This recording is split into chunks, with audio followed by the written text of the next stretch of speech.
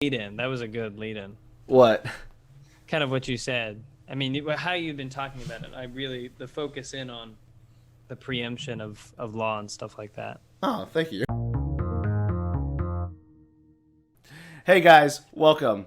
Today we're doing something a little bit different. We are going to be reacting and criticizing for good or worse, I don't know, but I think it's for good, right? Like we got to hold ourselves accountable for the things that we say and upload and all that stuff like that.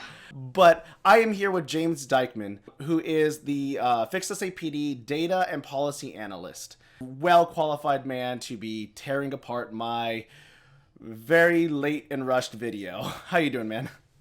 Doing great, Justice. Thank you so much for having me on. And first off, I want to say thank you for, I mean, that video is extremely informative, so detailed. I'm excited to talk more about it, but just to get off the bat, I mean, that's great work already done. So thank you for that. So you're saying you can still stay up, right? I didn't do too much damage. Yeah, no, now we just get up and I'm done, you know. Okay, good. Perfect. Video done. You hear that, guys? I'm perfect. Always. I'm never wrong. Everything I say is factually accurate. No, the way I thought we would break this down was we could go section by section, right? And just tear it apart. Or we can like just go on specific points. But I mean, that first part we talk about like local elections and all that stuff like that. I feel like I got it pretty much right. Like local elections are super important. They deal with our day-to-day lives and all that other stuff. Do you have any comments or anything you want to add to anything that I said? Yeah, I think you hit the nail on the head that, you know, you get to choose your mayor, city council, how schools are run. And one of the most important things, obviously, what we're doing with FixSAPD and Proposition B is focusing in on policing. And we found that, you know, since, you know, the Ferguson protests and riots back in 2015, and then now in 2020 with the protests that happened after the killings of George Floyd and Breonna Taylor, we just now realize that a lot of these issues around policing are local, and it really comes down to local voting habits on how you're going to be able to change those systems. So it really does matter who votes. And especially in San Antonio, the people who have voted historically are 55 and older. That's about 60, I think 2/3 of voters in municipal elections are 55 and older. And they're kind of on the north side of San Antonio. So they tend to actually be racial wise white. And so that's kind of who, for the last 2 or 3 municipal elections, which is the last 6 years, have pretty much controlled the way that the city has functioned, which is obviously reminiscent to the history of San Antonio and the segregation and voter disenfranchisement that's happened here.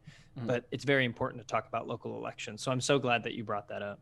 Yeah, no, I think that's super important as well. Like there's local politics and really do directly affect us, and it is the biggest thing that we can change as a community, because it's the thing that we like actually like vote on, and we will see a tangible change, right? We will see policies, ordinances, and certain things change. This is why it's so important. This is why I like to interview counselors who are running for city council, right? Like I like to interview like people like you and organizations that do certain things within our communities, because those are the things that we see and directly affect us. Only about 12% of registered voters in San Antonio actually vote in a municipal election.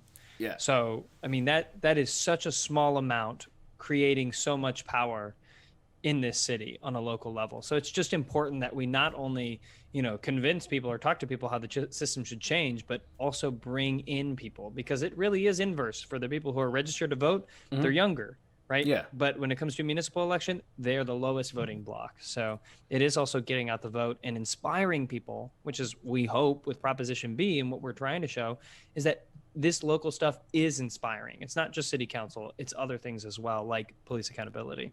Yeah. Oh, 100% agreed. So going into the next part, I start talking about like when these codes were enacted and stuff like that. This was just basic research I did through several different sources I have down below, just of other reporters and stuff like that. I couldn't get any actual specific data that like said this. It was just a bunch of people reported it and quoted the, I think, SAPD police records and stuff like that, or reliable sources. Tracking down those sources were a little hard. But yeah, but a lot of that information came from that when they were enacted. The 1% thing, it changes depending on the article. It was either 1% or 2%. And then the tangled web of mess was just me saying this was kind of frustrating to read these two documents and find out that there are several other documents. Like I say, 143, I believe, has 403 codes. There's quite a bit more. Right. But yeah, but what thoughts on that? Because I know there was a few inaccuracies there. No, I don't think there was inaccuracies. I think when I had to go through all of the data and try to find all of the sources, it really did take me about 2 to 3 days to like dig through past records, trying to look back at voting records in San Antonio, old police union contracts to see when they started. And it really is a deep dive that hasn't been given a lot of light as of recently. It was a big deal when they were coming out.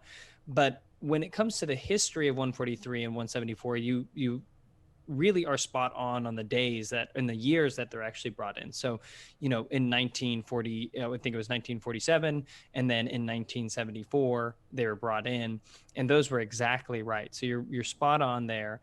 And it's important to remember, like you said, voter disenfranchisement, right? Before the Civil Rights Act, before any Voting Rights Act was passed for 143 in a majority minority city. And then also with 174, the issue that you have with 174 was it was passed before single member district voting.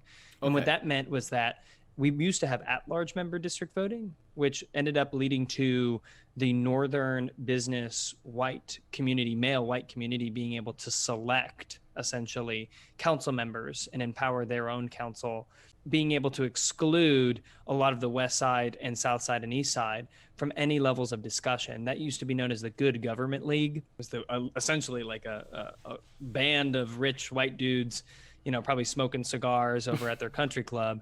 And then in 1975, that came down, and we got, instead of at large, we actually got single member district voting. And that really, that is what we have now, the 10 districts. Okay. And that really enfranchised many voters, especially those that were Spanish-speaking voters, because ballots weren't even printed in Spanish. And then that actually became a political bloc and a political will. And you saw a lot of activism around voting rights during that time, even after the Voting Rights Act. Oh, wow. So you were right. You were right on all of that stuff. And I think one of the things that we talk about, you talked about how, we haven't been able to see this or talk about this. Well, it wasn't always known as 143 and 174, right? 143 was originally brought in as the Texas Firemen's and Policemen's Civil Service Act of 1947. Mm-hmm. And then 174 is known as the Fire and Police Employees Relation Act. So you'll sometimes see that cited in any of these documents. That's what they used to be known as. But when this Texas code, it's essentially what is known as the Texas Local Government Code. It's taking all these laws and putting them all together into one big rule book. Mm-hmm. They actually created these things as Chapter 143 in 1987 and Chapter 174 in 1993. And then we just got grandfathered in. We didn't get to vote on it again. You just kept it. It got rolled in. So that's why these laws have changed, but you might see them as like the FPERA as 174 mentioned in the contract. Okay. So that's what you sometimes see. The names are different. They don't always reference it as 174. That's very convoluted. So it's even more complicated than my original statement. If I learned anything from what you just said, it's like, no, we have like 12 different names for this, and also like, oh yeah. Oh, and if you're talking about subchapters, yeah, there was so many subchapters. They like go into like subchapter 1126, subchapter B, subsection 2. And it's convoluted, and a lot of it has to do with, this applies to a city with 1.5 million or more, or this applies to a city with, below 500,000. And so you get all these different rules for different sized cities and civil service. That's mostly 143. But it's not to get too much in the weeds, but it is just really complicated. And if you control F those documents, you'll be going for hours searching for different things. So yeah, it's very complicated. Public hasn't really seen much change until actually this year. We're seeing the George Floyd Act and a lot of stuff being pushed by Barbara Gervin Hawkins, right, the representative here in Texas, to try to change Chapter 143 and modify it. So there is actually now discussion about it after everything that happened last year. It's finally being brought up and brought to the light. Hopefully we can bring more awareness to a lot of things, because there's a lot of other policies as well, but this is I believe the door opener, right? This is just us opening the door. The next section we're going to get into is I actually talk about chapter 143. It was just so much text and so much things, and so when I was trying to find the codes, I was like, I remember reading these, so I grabbed what I thought were like very damaging codes and examples of the contract, right? Because there's obviously the 180-day limit, the anonymous tipping, and 143.123 subsection C through F. But like all the other stuff, I remember, I think I talked to you a little bit about it, and it wasn't exactly how I thought. This just goes to show how complicated the actual language and text of the document is. It's very convoluted. There's a lot of definitions where you have to like circle back to the top, read the definitions of what they mean, circle back down. Sometimes you have to go to a different document because they're referring to a different document, and it gets really convoluted. So can you correct or explain some of the things I said, as well as expand on some of those things? Yeah, I think the first thing to remember is, what is civil service law, right? Like, what is 143? Like, why do we have it, right? And the idea was that civil service was created in the 1940s when there was a lot of patronage going on by, local council people or officials being able to pay off police or other, civil servants to be able to essentially keep them in their pocket, right? And so civil service laws were created to kind of undermine this patronage system that had been taking over the country for a good amount of time before World War II. And so there was a big conversation and a growth of civil service law. Now we have civil service for our city employees here in San Antonio under an ordinance. So you can create an ordinance like Dallas has done for their police and actually have civil service. The problem with 143 is it also is what a lot of people call a LEBOR, LEBOR. It's called a Law Enforcement Bill of Rights. And so it contains these provisions. You can actually see Campaign Zero does an amazing analysis called Nix the Six. And that is actually an analysis of LEBORs, these Law Enforcement Bill of Rights. And they have these provisions, the ones that you are talking about exactly. Limited access to files, right? Limited time to do an investigation, limited time to find out about a misconduct, right? You can't look at past discipline, things like that when you're making these decisions. An arbitrator, can overturn a police chief, right? All of those things are what we would call a LEBOR. That is kind of the main issue around 143 that we find. And so when you were talking about all of those issues, I agree with all of the points that you made. Things that you hadn't mentioned in there was the 143.089. So this is, and that's actually subsection G, and they have a cool name for it. They call it the G file. And the idea is this G file essentially locks down any documents within it. So unless you're being investigated or the chief needs that information, you can't really get public records through a FOIA request, Freedom of Information Act request, because it's locked within this G file. And so that was one thing the city wanted to take a look at during negotiations. The thing that you mentioned was the 180 days, statute of limitation that you can find out about an incident. If somebody at the level of captain finds out but doesn't actually report it higher up and they don't investigate it, well, they found out about it and it's been 6 months, so you can't file a misconduct complaint. You can't fire that officer. You can't discipline them. And then the third thing I would say that you talk about is limited access to past discipline, and that's also in 143.1214. So that's also important to remember. That one is limited access to past misconduct when they're doing an investigation. Yeah, because I believe what was it? 143.51 is the conditions to meet these types of misconduct, right? Right. And so we have 143.52. And that one was interesting because that one's talking about work history, right? You can't consider work time missed and stuff like that. So what is that there for then, right? If we can't look at their work time missed, or we can't look at any time that they have been off, even if they commit the misconduct during that time, or is it just kind of like they're just not penalized for not going to work during the investigation? Yeah, so during the investigation, and you actually can see this. So if you go on to the city website, you can actually find out these pension documents. So you can actually see the entire pay history for individuals in a year. Pretty extensive. Every single city employee, you can see this for: fire, police, librarians, anybody that works for the city. And you'll actually see if they're being investigated most of the time, it's blank. They're not getting paid. They're not receiving any compensation during that time. And it's not that you can't look into that time. It's just that they're not able to receive any kind of pay, which is the problem when an officer is returned through arbitration, because all of that back pay, let's say it took you 2 years, right? And let's say the arbitrator brings you back, but is only giving you 30 days of suspension.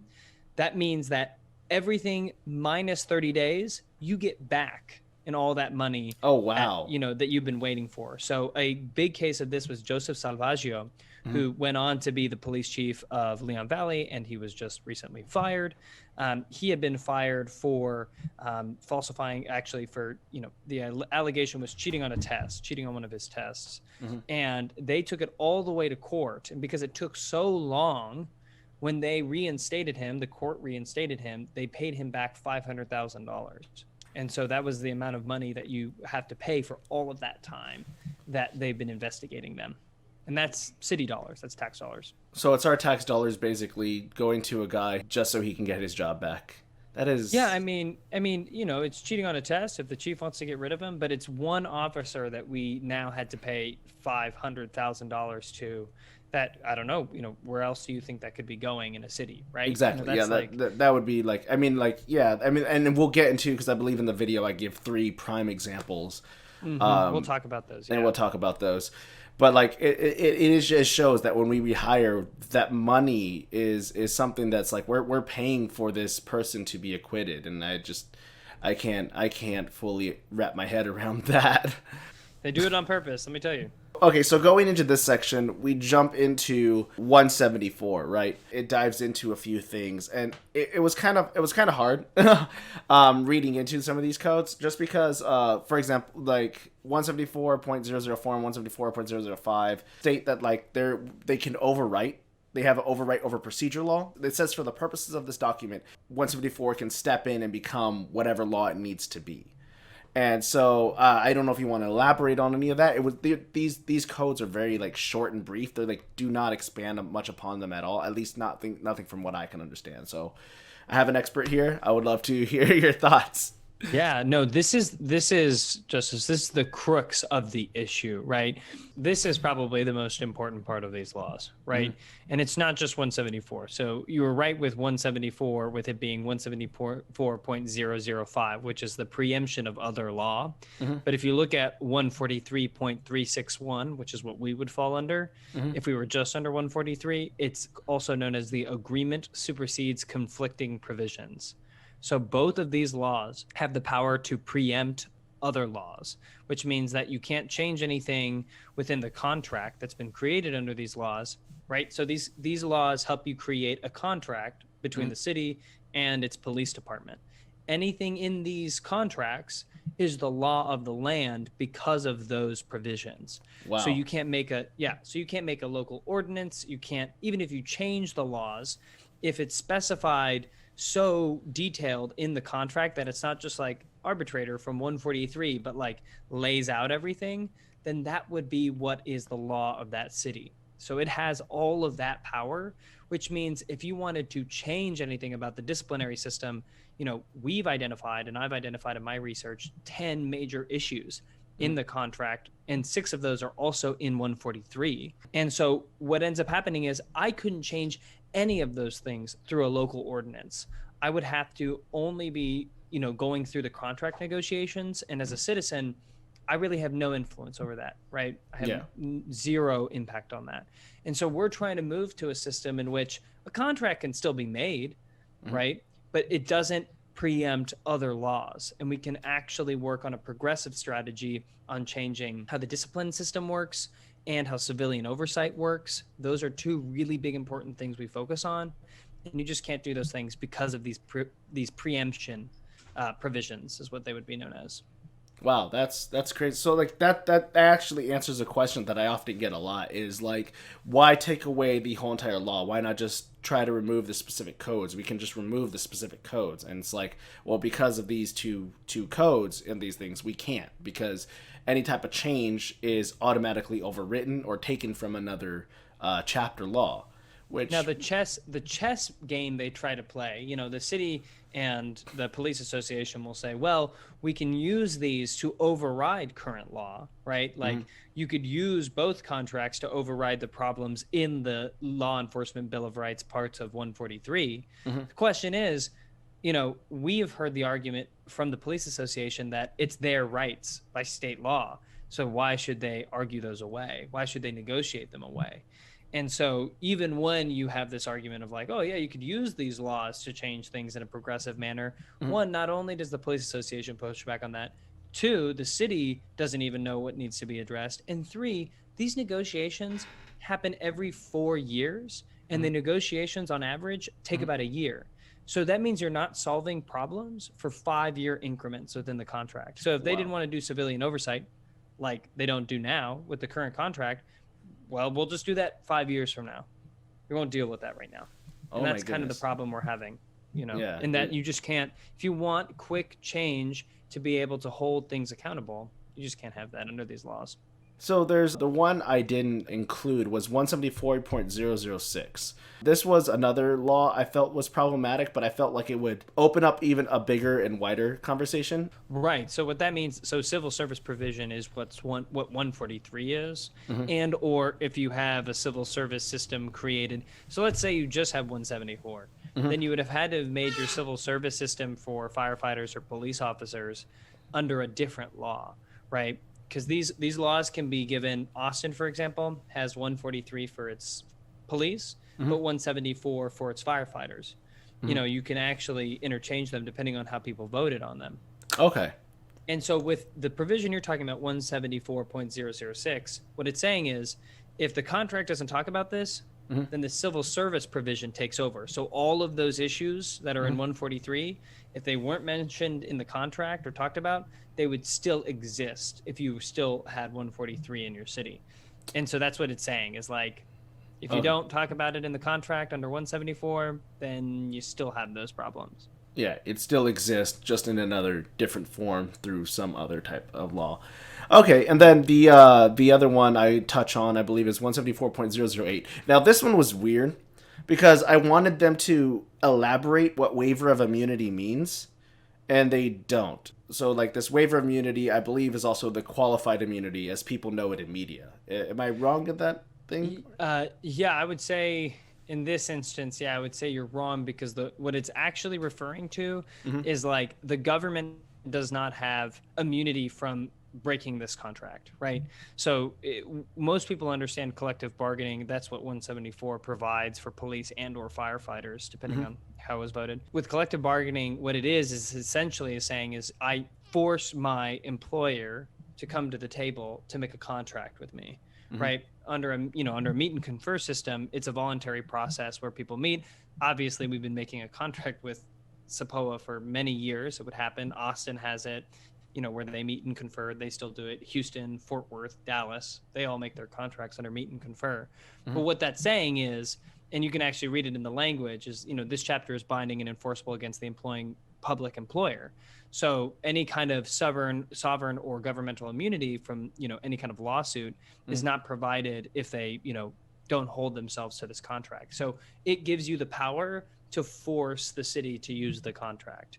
And to abide by the contract. And so it is much more powerful as a contract mechanism than 143 would be, because it forces a conversation about a contract to happen. So it's basically like pushing someone in a corner and making sure they stay there, right? Right. You're not going to violate, man. You will go through a lot of hassle if you start to violate that contract. Or if you do not want to meet to contract under that, it will get messy. Because they can file lawsuits against you. In these laws, officers are not allowed to strike. Yeah. Right? Firefighters and officers are not allowed to strike under these laws. And so you take that part away from it. And so you keep the section that says, under 174, I'm going to make you, have a contract with me rather than have a voluntary situation. So, it can be aggressive, and it is used to suggest like, okay, we need to talk about these issues, or, we're forced to the table to discuss these issues rather than being able to create ordinances over them, for example. Okay. That goes back to our previous conversation about preemption. Okay. All right. That makes a little bit more sense. So is there anything else about like 174 you feel like you want to bring up? Any specific codes, any other issues or things that you want to mention? No, I mean, the main issues, and I will also I'll give you the link to put inside your video, is all of the issues that we find within that contract and how they relate not only to what's in the contract, so the subsections, but also how they relate to 143 and reinforce those issues. So, for example, the power of that contract means that if you got rid of 143 and there were codes of 143 mentioned in the contract, like arbitration, for example, a third party hearing examiner, you would still have to use those things. So you have essentially taken the law enforcement bill of rights and put it into this contract under 174. So they've essentially strapped themselves to all these other issues with their current contract, and that's the problem. Is that they're both like they're both connected, like at the hip, and Right. just because you get rid of one, you haven't really gotten rid of one. It's still there, just it's now merged into the other one. That's exactly right. Yeah, that was a terrible analogy, but it gets the point across. So now we're gonna get into points. I make 3 examples, right? And we'll talk about each example individually because this is something I've been wanting to like expand upon for a while now. Because I present the stories in a way, but the funny thing is they're actually a lot worse than how I portrayed them. I portrayed them pretty lightly, and I kind of want to get into that for a little bit myself. And maybe get your thoughts or your reactions from these things. So the first one I give is Michael Garza. I started off with this one because this story is actually kind of really intense. Anyone who's actually read this story, heard this story, or anything like that, it is nuts. So the story goes, and I shouldn't say story, I should say report because it's an actual report. So excuse my words, but it is a report that has been made, filed, and investigated in, and is actually under investigation, I believe, last year or this year. Again, Michael Garza is, because he got his job back. But so he was supposed to be undercover or something like that is the excuse that they give. But like his commander said he could be lightly, like he could have a beer or two. Well, he was at the Thirsty Horse and he got drunk, like really drunk. And he got a text message from a girl, a friend, or what have you, saying that, hey, the baby daddy wants to come and pick up the kids, and I don't want him here, right? So he gets in his truck intoxicated, right? Drives over to the place and starts berating the guy, right? And so they start driving off, and the report goes, at least from Michael Garza's side, is that he shot 12 shots into my truck. So I shot him. Back in self-defense. Right? He shot him 12 times in the back, and the baby daddy died on the spot. Right afterwards, the craziest thing is that he goes back to the girl. Right, the person he was trying to obviously protect, shoots her in the stomach and the wrist, and she gets sent to the ICU right in front of her 2 daughters. That is a total that is I'm trying to logic out how do you go from because there's obviously details being left out, right, in this investigation where you're like you shot the guy and then you went back to the girl and shot her in the stomach and the wrist in front of her own door, in front of her 2 children, and then you leave the scene. And so he got his job back and he got put on desk duty for 2 years, and now he's in trouble again for the same crime. And he went through arbitration. He went through Chapter 143. And one of the things is I often hear is like, well, under 143, major murders and stuff like that don't get like. But this is not a major murder. He wasn't even he wasn't in his police uniform. He was undercover or in casual clothing, and he got acquitted. You know, the arbitrator thought, hey, he should get his job back. And after a proper investigation, which lasted for 2 years, they found that the bullet holes in his truck didn't even match any gun or any bullet that the victim who got shot had, right? Which leads to believe, like, then what were those bullet holes? If they wasn't the person he shot, then where did those bullet holes come from? Did they come from him? Was this his way of trying to cover it up? He was intoxicated, you know, and it is probably the most wild story that I have on this video, and it was something that I'm just like, oh, he just shot a man 12 times in the back. It's like, no, it's so much worse than this because he stalked this guy, right? The guy left the scene and he drove in his truck following him, and then they got into an altercation, whatever that altercation was. Thoughts on that story, I guess, but that's just something I've been wanting to get off my chest, is I wanted to actually tell the full story. Please read the article. But I wanted to tell the full story because that is one of the most egregious things I've ever heard or read. Yeah, no, I mean, first off, yeah, egregious. I mean, horrendous. I would go to the Broken Blue. That's the whole KSAT investigation where they go through each of these different officers that were returned in their story. Mm-hmm. And they do cover that entire case like you were just talking about, Justice. And that is just a great, great investigative journalism there. There are two things within that arbitration document that are incredibly egregious. Sometimes it's very hard to go through all of the layers of pages and detail that they go into. But kind of the two main points that I wanted to touch on was, one, this use of what they call industrial capital punishment. This is a common term used in arbitration to suggest that, if I fire this officer, the arbitrator will call it's equivalent to a economic or industrial capital punishment. Mm-hmm. It's essentially like killing them by taking away their job. So that is like a common line. I mean, even the New York Times covered that in an article talking about how cities had lost control over policing. Mm-hmm. And one of those lines from arbitrator was, this is just like, essentially what police can do to other people from an economic standpoint, which is an egregious statement, given the amount of power that police have over our lives. And also the fact that they can enact capital punishment against us, right? That they can kill civilians. And so that is one of the points of that arbitration award that are so, so horrendous. And the other one is that they actually bring in a specialist, and they call it kind of an expert on post-traumatic stress syndrome for police officers, involved in shootings. And this line in particular always kind of hit a nerve with me, in which, this individual says that under extreme duress, human perception alters radically. So his suggestion is that anything that he remembered is exactly as he remembered and exactly as he perceived it. So he could not be lying because of the amount of stress that he was under. What? And so I wonder, would I get the same level of consideration if I was under extreme stress? And yeah, that is the argument they used with this doctor that they brought in to suggest that, under extreme situations of stress, you just, whatever you remember, that should be the truth to you. And you can't be held accountable if you don't remember the situation exactly, exactly how it happened. But what? I'm sorry. It's just because there's been multiple studies to show that when we're under duress and we're under deep stress, our memories are often skewed or pervertized. We remember things a lot more differently than we because memory changes over time. Right. Our memory, this is why video is so great, right? Because if we don't remember something, we could say, look at this video. I believe the most famous one is the Star Wars with Luke, I am your father, where it's where people misquote that all the time, despite the fact that they remember it so diligently.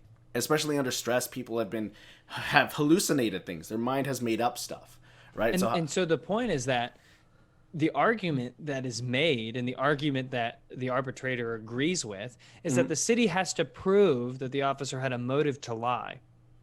And without proof of a motivation to lie, that officer is telling the truth, because it's the position they were under so much stress. So they, thought this is what happened. And unless you can prove that they had a reason to lie, that's your burden, city, to prove that they needed to lie, or there's a reason they lied. And I'm assuming saying, hey, the officer doesn't want to go to jail is not a good enough reason. No, the arbitrator did not find that they could prove any motivation to lie. That is insane. Yeah, reading those can be pretty upsetting. So the next story deals with Matthew Martin. This one's not as egregious or violent or any of that stuff, but I figured this is a good one if you want to piss off, if you've been in the military, if you've worked for the military, if you were enlisted in the military, this story should trigger you, because this guy, Matthew Martin, he came in and applied to be a SAPD police officer, right? But he lied about everything. He lied about his military experience. He lied about going to college in Ohio. He just flat out lied to everybody, right?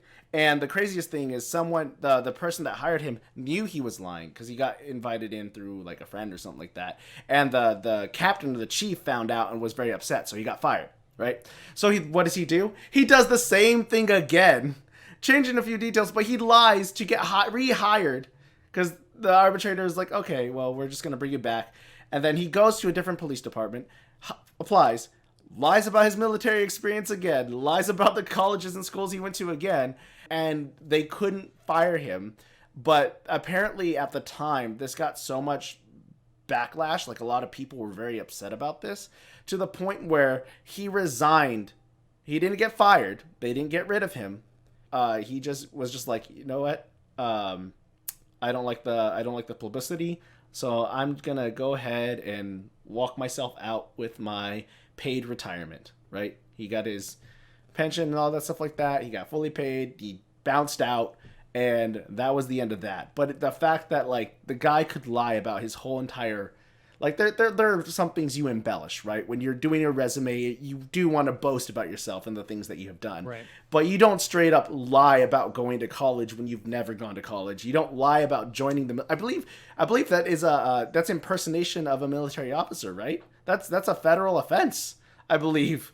But the guy walked away scot-free. Like that is, again, it just blows my mind reading this story. Yeah. It's definitely not the most violent or gore intense or most messed up thing, but it's still how did you get away with this twice? Yeah, the issue that you see here is what's known as just cause. That's the center locus of the argument made here, and you see this in a lot of returned officers. Is did the supervising officer that fired this individual have just cause? And they often put it in little like quotations, just cause. And in this case, the city did prove that they actually had all of the evidence and facts right. Mm-hmm. The arbitrator says it. They did prove that all of these things happened. There's no dispute. But they suggest that, well, given the experience of the officer and given their tenure and given all the work they've done, they don't think that it was just cause to fire that officer. So they are putting in their position of how officers should be terminated and whether or not they should be terminated. And usually you see that with just cause. It's essentially what I call the last ditch effort, right? To keep an officer on. It's like, I just don't think that you should be fired for doing this. And that's the arbitrator's decision. And so they'll return them. So it was a low level case, but it is a consistent issue within arbitration, like awards, that you see this just cause provision to say, well, I don't think that it was right, so I'll return them with what I think is a proper suspension. Oh wow, okay, that's crazy. So it's basically like, well, you know what, like, yeah, he committed the crime, yeah, he lied about all of this stuff, but he's been an officer for a very long time, so I don't see any reason in firing him. Wow, okay. And then the last one I will get into, which is the third article that I do, is Tim Garcia, right? So I did a bunch of research on this one, mainly because I didn't realize, I thought it was just Tim Garcia, right? I didn't realize it was 10 other police officers that had the same experience, and they all got rehired back, right? And in Tim Garcia's case, it's a lot, because a lot of people would say, it's like, oh, well, he said the N-word and was derogatory. It's like, no, there's an audio clip of him not only saying the N-word, but beating the crap out of the police officer. He was physically abusive, towards the civilian, right? There was no just cause for this. He just got violent and just started yelling at him. And the craziest thing is this was him and 10 other police officers that did this. The excuse the arbitrator gave said, because I believe he's like, I apologize, I was having a bad day, right? That was his. He was having a bad day, and he was a little high strung, and so he said words that he shouldn't have said. The problem with this is they try to equate it by saying like, oh, well, you know, saying the N-word is like saying God damn it, and so that's why he shouldn't be held accountable, is because it's no different than any other swear word. Which, no. And when the pushback happened, when people said, well, that's not true, the pushback was, tell any Christian goddammit, and you tell me that it's not as offensive as the N-word. And so they won the case based off that argument. It was weird because it was the whole entire experience and the whole entire action was just disgusting. But then to look at the arbitrator make the "God damn it" argument, as I'm gonna call it, is even more just kind of like just slimy, right? It's like, yeah, but there's also audio of him doing this and of him beating and yelling at the civilian, right? An obviously black American man who's getting abused and being called the N-word. That is racial violence, right? Like, Yeah. I feel crazy that this is even a thing and that he still has his job to this day. It's nuts. Well, you should, and I'll give it to you to be able to put it also down in all of your sources. But I would recommend reading the arbitration award. I can never stress enough because they're so ridiculous. In the arbitration award, he suggests that one racist diatribe does not make a racist. Yes. And so I don't know what that means. I was always taught that there is a low bar, and using the N-word on somebody over and over and over again doesn't seem like that is, that definitely meets the standard for my understanding of racist. So I don't know what this arbitrator is going off of, but this is the line, right? At the end of the day, however, I find myself coming to the conclusion that Tim Garcia was off that day and said some awful things he should not have said, and now is sorry for them. That is the line, right? That is the line. That is the... And he goes on to say, I find that there was no just cause for an indefinite suspension of Tim Garcia. Yeah. So there's that just cause again, coming back in where it says, you know what? I don't think that this should be this way. So that is so horrible. Yeah, so egregious. It is egregious, disgusting, and it's so. This is why it's so important to like talk about these chapter laws so people know what's going on out there. In addition to like going out and voting this, right? The way I wanted to have this video was I wanted it to be condensed. I wanted it to be short, focus on a few things. That way it's not too long, so it's overbearing, and it's not too preachy. But I wanted it to be short. I still wanted there to be enough information in there that either made someone curious, and that's why I always leave links down below, right? Even in this video, the stuff that we're talking about, I'm pretty sure James will provide me with some of the stuff. I will leave links down in the description below because I always encourage people to do their own research, right? Don't just take my word for it because I'm not perfect. Sometimes my research can be a little bit wrong and stuff like that, which hence why I have this video, is because I want to, if we're going to talk about accountability, I want to hold myself accountable just as much as anyone else. And I also want to make sure that I am spreading accurate information and that people are staying informed and encouraged to do research and participate and stuff like that. So that's the point behind these kind of videos. And I hope that does get across in some way. The next section, I believe, is us talking, or at least me talking about the what you can do. And I guess this section is kind of like irrelevant at this point because we got it. It's on the ballot this May 1st, right? There's no more petition signatures. There's no more, all that other stuff. It's on the ballot. Yay, we did it.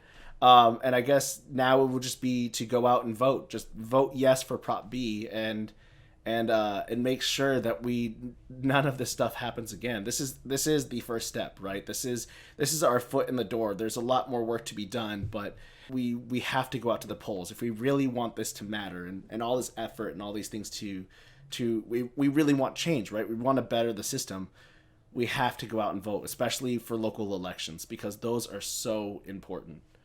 Yeah, and in this case, I mean, this was more than 20,000 signatures, right, to get this on a ballot. We got more than 20,000 signatures to be able to get this on the ballot, and to be able to have more people vote on this than initially did the first time, the 2%.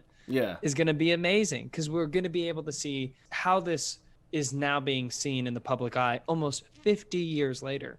Yeah, this is crazy. It's huge. It is a huge effort. So yeah, a vote yes on Proposition B is the first step to being able to repeal 174, to then move on to 143 and also collect signatures for that. Mm-hmm. And it is going to be April 19th to the 27th is early voting. Mm-hmm. And then May 1st is going to be election day.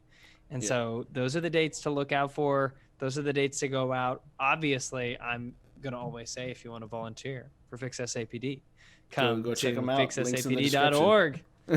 Yeah, link in the description. Links Man, in the I've always wanted to say that.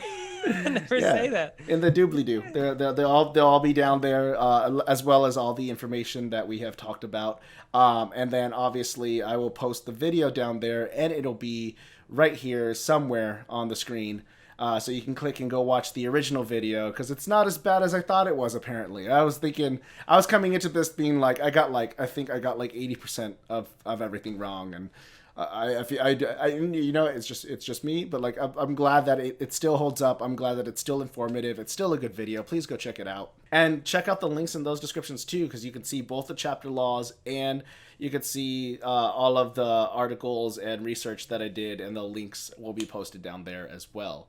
Yeah, James, I want to thank you so much for Thank you, being on here Justice. with me, for being such a kind and generous guest, and also educating all of us, and correcting some of the stuff that I got wrong, and or expanding, and adding on to what I try to do on a daily basis here. Yeah, is there anything you want to say before we close it out? No, I think this is one of the most preeminent initiatives of our time. I mean, this is going to be the catalyst. I've talked to so many activists around the nation, and I think the summer of last year was a spark. But when things are happening behind the scenes, when people aren't always looking and getting the spotlight, that's what the real catalyst is. And this is going to be a spark that goes national. You know, if we can do this, if we can show that we can fight against all of these issues that are in these contracts, that are in these law enforcement bill of rights, and that we can win, it will shake up the nation. And, you know, our city is known to being the city that, you know, all police associations look to copy, and they look to for their tactics. And it's time to show them that that doesn't work anymore, and it's not going to work anymore. And this is the start. You know, that's so exciting. I'm so excited to be a part of that, and to be on here talking with you about it. Oh my goodness, I'm so glad that you are here, and that we can talk about this, because like I always like to go directly to the source, right? I always like to figure out what is the real information, right? That is my whole entire thing. I'm a curious person. I have so many questions, and I just always want to expand upon those things.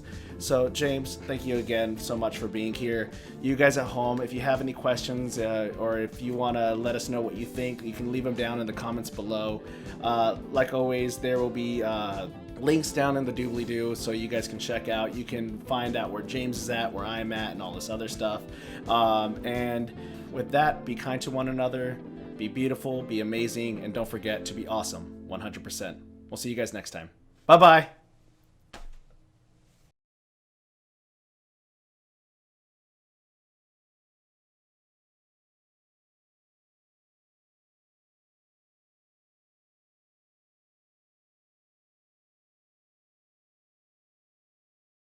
The baby boy. The baby boy.